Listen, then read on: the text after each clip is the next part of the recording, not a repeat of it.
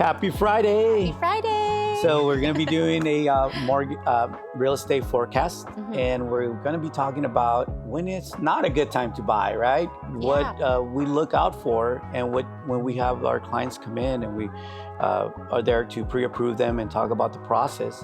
So why don't you give us more information of scenarios where it may not be a good time for a veteran or active member to buy?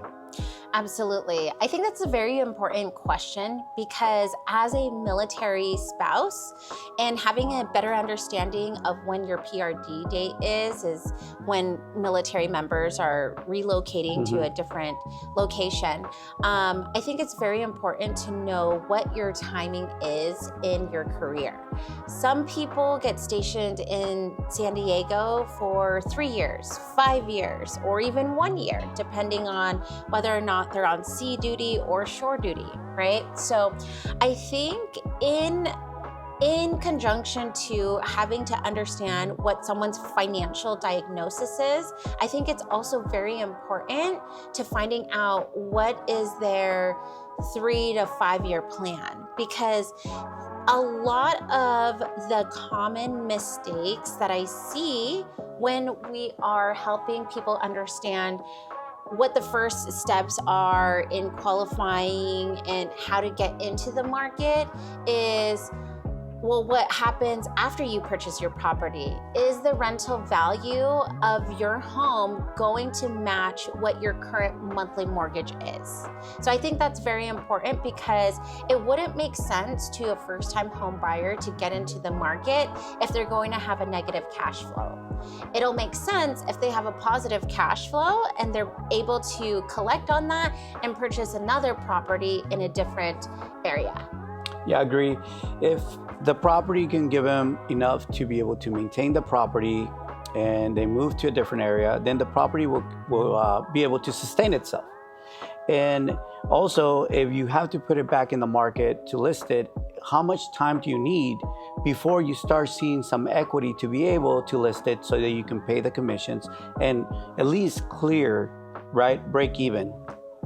So on Wednesday, we talked about what's happening in the market in San Diego County, and over a 5-year span, we were able to actually analyze that we have low inventory right now as far as properties are on the market. So what that means for a military home buyer who is looking to get a property in today's area. So in today's market, with all transparency, there's clients that shouldn't buy, right? Because there's a period of time that you need to wait if you're going to sell. Obviously, you just spoke about renting the property, knowing that you can collect enough rent to be able to pay your mortgage in case you need to move before a certain period of time. But what if you're going to need to sell? How long does it take to potentially break even here in San Diego so that you can list your property back on the market and at least cover what you owe on the property? So just like mortgage brokers or anybody in the financial industry, no one has a crystal ball to tell you what interest rates are going to look like, tomorrow, for example. It's also similar to the equity and appreciation of real estate. Now, the reason why I say that is because over the course of the past 5 years, if you really look at the data, you'll notice that we're at a very low inventory when it comes to properties currently right now that are single family detached homes or even condos that are currently for sale on the market. Now, what that means is if you are able to take a rent versus buy calculator and you were to compare side by side a $3,500 rent versus a $3,500 mortgage over the course of, let's just say a $500,000 home, you're looking to break even after 3 years. Okay.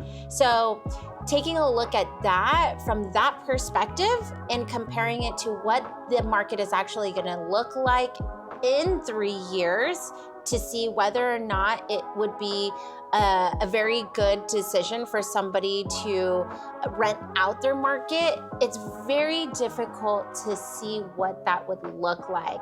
Now, just from my own personal experience and, from a mortgage standpoint, we both know that the first 2 years of owning a property, you're paying more in interest. Correct.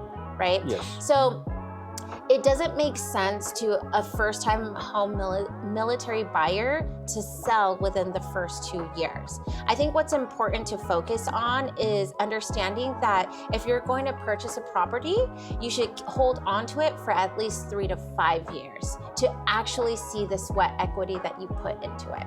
Yeah, it's important too that when our service members are going to buy a property, that they really meet with someone that has their best interest in mind, right? Because you ask these questions, how long are you going to be here for, right? Because not everybody should be in a position, or not everybody should be put in a position to buy, because you can really, truly, possibly put him in a situation that's going to be difficult down the road. And the number one thing is to always do what we do for them, right? We make sure that we're putting their best interest first. And of course, we can't forecast things. We could do our best to see what we think is going to be the trend, but at the end of the day, we don't have that crystal ball. So we just look at previous years to see what's happened with values, with interest rates, what may happen down the road. But we try to give them that information so they can make a good decision. And we are honest. We're upfront. Not the best thing sometimes from their end, but we don't want to put people or clients in a bad situation. And most importantly, we want to set them up for success. Of course. Purchasing a home, especially if it's more than $500,000, that's not, play money. Right. So we definitely want to take care of them, because what do we say at the end of the day? It's always relationship over transaction. Agree, 200%. Yes.